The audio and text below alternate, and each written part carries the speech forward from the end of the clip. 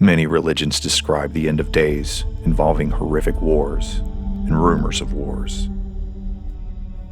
The recent unprecedented attack on Israel has many questioning whether or not we're headed for World War III or even the end times. What I'm about to show you may be the fulfillment of a strange and ancient prophecy, the appearance of an animal long foretold.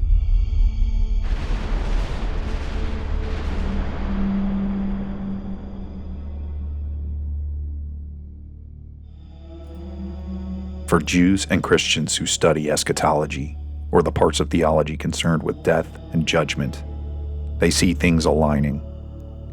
One such end-time event that is supposed to take place is the rebuilding of the temple. The first iteration of the temple was built by King Solomon in 990 BC. According to Jewish tradition, Solomon was given exact specifications and a plan layout by God. It housed the Ark of the Covenant, an ornate chest housing the original 10 Commandments and other Jewish artifacts. However, the Ark was more than just a container. It was also a weapon of unspeakable power. The temple was designed to house and protect the Ark, but this design has been destroyed twice before, the second temple being burned at the hands of an enemy nation, and it's rumored that the Ark was taken. Numerous legends claim that the object, which housed the very Spirit of God on earth, was brought to different areas depending on which myth you follow. But to Jews, the third construction of the temple will precede the appearance of their Messiah. Christians believe that the Jews will be deceived in this, and that their messianic figure will be none other than the Antichrist. The book of Revelation tells us that this embodiment of Satan posing as a hero will enter the newly built sanctuary and commit an abomination, a ritual reveling in himself, and it is said that he will then declare himself God. But are we getting ahead of ourselves? The foundation where the former temple was built, the Temple Mount, has been under Muslim control for centuries, and they have built a mosque over its foundation. However, the Jewish people have been laying out plans for the third temple's construction. A special priestly class was responsible for sacrifices at the temple in ancient times, and were tasked with watching over the Ark, and were the only ones permitted to enter the Holy of Holies, the innermost sanctum, the inner chamber of the temple complex. In 2009, a school was built to train priests and Levites in the care of the rebuilt temple. And in 2010, uncut stones were collected from the Dead Sea for the construction of its altar. But beyond all of these preparations and what some might call wishful thinking, a strange sign has just emerged.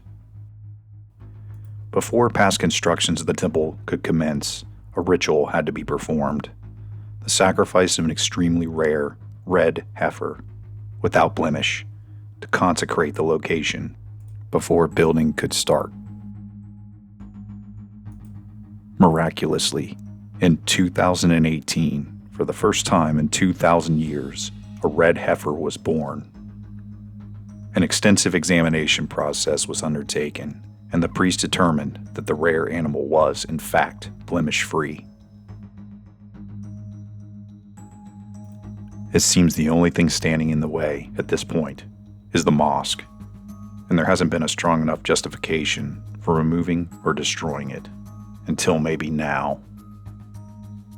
Thousands have been killed so far in this Israel-Gaza conflict. Among the dead in Israel are stories, horrific ones, of children being tortured and killed at the hands of Hamas, and it's forced Netanyahu in Israel's hand in declaring war on Muslim Hamas and occupied Gaza. And more strangeness is occurring in and around the Dead Sea. Its namesake was given to it in ancient times. It was thought to be a cursed place. But modern science explains that it's its saline content that prevents any life from inhabiting its waters. But recently something was spotted there that had one Israeli photojournalist calling it the eighth wonder of the world. He witnessed and photographed fish thriving in the sea's sinkholes that have never been seen before. A great multitude of fish was foretold in the book of Ezekiel. And we have the manifestation of another prophetic event. The Euphrates River is drying up. This is prophesied in Revelation as initiating a release of demonic entities that were trapped there, who will perform signs and bring together an unholy army. The sixth angel poured out his bowl on the great river Euphrates, and its water was dried up to prepare the way for the kings from the east. And I saw coming out of the mouth of the dragon, and out of the mouth of the beast, and out of the mouth of the false prophet, 3 unclean spirits like frogs, for they are demonic spirits, performing signs, who go abroad to the kings of the whole world to assemble them for the battle on the great day of God the Almighty. The Israelites have always been relying on signs, some type of indication that these end times are coming, that their messianic figure will show himself. Another peculiar sign happened several years ago along the western wall, the last foundations of the old temple. A large group in prayer were interrupted by a large snake crawling through its foundations, scaring away a bird and sending fear through the witnesses as a sign that we are living in dangerous times.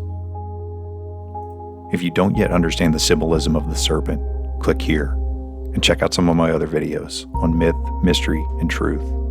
And I will see you all very, very soon.